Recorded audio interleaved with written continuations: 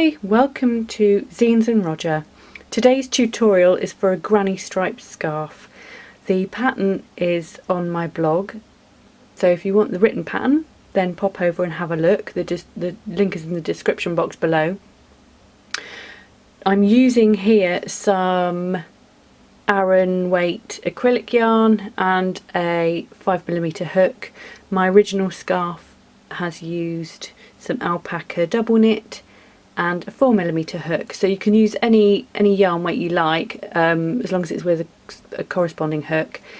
The pattern is multiples of 3, so as long as you've got multiples of 3 for your startup chain, then you can make the scarf any width you like. You start off with a slip knot and then chain your multiples of 3. I'm just going to do a few and make a little swatch. My original pattern is, as I said, double knit, and I think I chained 54. So I'm just going to check and see what I've got here. 1, 2, 3, 1, 2, 3, 1, 2, 3, 1, 2, 3. I'll just do 3 more. And then I'm going to work in the 4th chain from the hook, and instead of working in it from this angle, I'm going to turn it over and work in the bumps on the back. So I'm going to count 1, 2, 3, 4 of these little bumps. I don't know if you can see those. So yarn over and working your first UK treble into that back bump, and that's a US double crochet. And then you want to have 1 treble or US double in each of those back bumps. It's a little bit more fiddly than working into the top of the chain, but it's worth it because you have that as your bottom or top of the scarf, end of scarf, rather than something a bit less tidy. So that's the first row done. The next row you want to chain 3, and that counts as your first stitch, so you don't want to work into this first stitch here for the next row. You want to work behind this next one, and that is a back post stitch. So it's a normal treble. Instead of working into here though, you're working into the post behind the post itself, which is like that. You just put your hook in behind it, and it's just a normal treble, but it's just where you're placing it that makes the difference. For the next one, you do it in the front,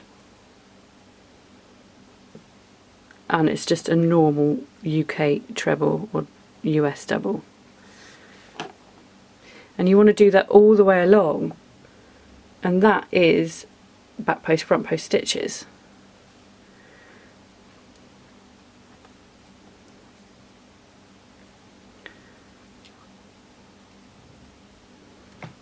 And it looks a bit ugly at first, but when you've done a few rows then it becomes more uniform.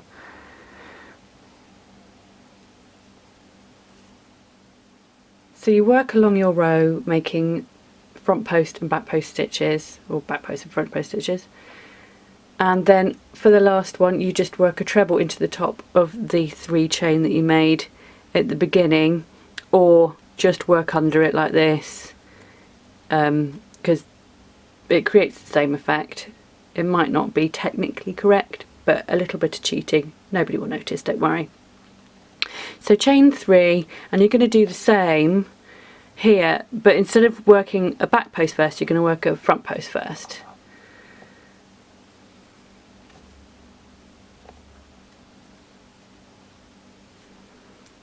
And you just do that all the way along, front post, back post, front post, back post. And then you can see a rib forming, and that will create the end of your scarf. And you can do this, I mean, you can repeat the rows for as long as you want, depending on the width you want your rib to be. This will be my last row for the sake of this tutorial, but you can carry on and do as many as you like. So what you want to do next, once you've done your ribbing rows with your front post and back post stitches, turn your work, and in the very first stitch put your hook into there and make one UK double crochet, which is a US single crochet, and chain 1, and then make one double US double UK treble stitch into the same place. And that's the first sort of half cluster that will start you off on your granny stripes. Miss 2 stitches and make 3 UK trebles into there, into the next stitch.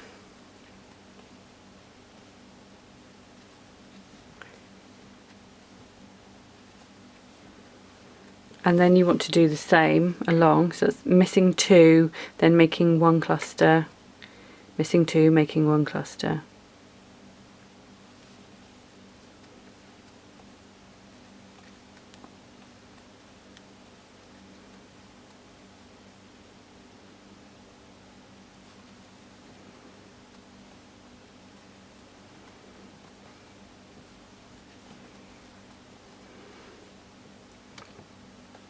In the very last stitch, you want to make 2 treble crochets. And at this point, you can either finish off the stitch and then go on to your next row, or if you're ready to change colour halfway through that last treble. So you're at this point, cut your yarn and then join a new colour by slipping it through, finishing off the treble stitch like that.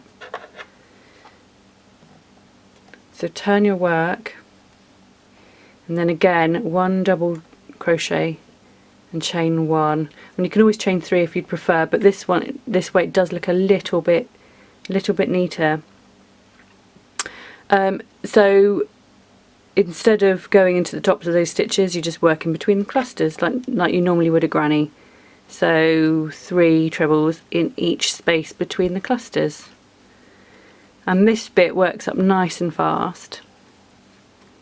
And yeah, you can do as many rows as you want, depending on the length of scarf you want. Oh, sorry, that's a cat. If you heard that noise. You might have even seen a glimpse of a tail. I don't know, I wasn't watching. So yeah, top of this chain here, or if you're rushing, just go underneath. And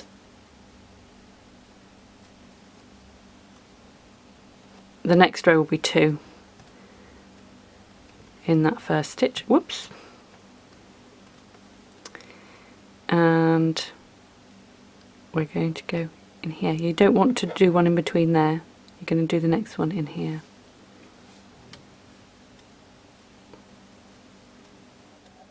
I've worked on a couple more rows, and just to show you how I finish off,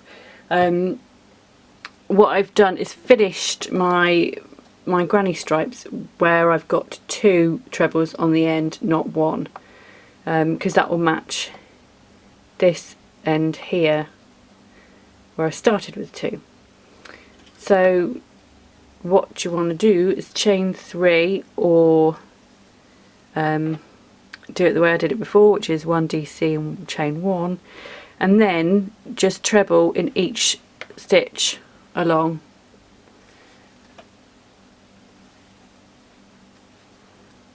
And I'm really sorry if you can hear, but there is a cat in the room with me, and she's decided she wants to hang out, and she keeps making noises. She keeps headbutting the camera and being a general nuisance.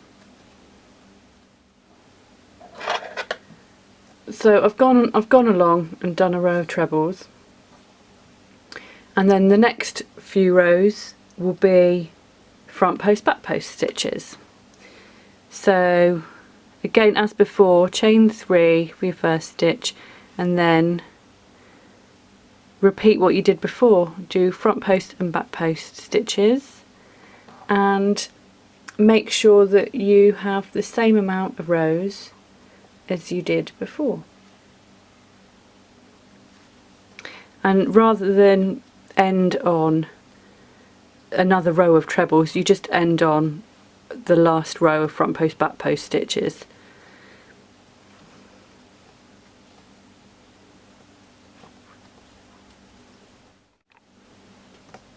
There you go, I fastened off. I did a row of trebles and then 2 rows of front post and back post stitches, just to do the sample swatch really. If you're making a bigger scarf, obviously you want to do a few more rows. This is my, I don't know if you can see because it's a bit dark, but this is the double knit scarf I did, and I think that's, I haven't counted, but from memory I think that's 8 rows, and that provides a nice width for the ribbing on the scarf. And that's the difference between a double knit and an Aran weight, and I think both would look really nice. That Aran weight would make a lovely looking scarf, but this scarf is that's 1 whole ball of a 50-gram DK weight, a whole ball of pink. I used 3 balls, and it's all the same stuff, it's all 50-gram alpaca balls, so to speak. And then sorry, and then pink and grey to finish it off. And you can see actually that these the front post back post actually eats up quite a lot of yarn, because that grey, the width of that grey is a lot narrower than the pink. Anyway, I'm going to go on that now. Yeah, thanks very much. Cheers. Bye bye.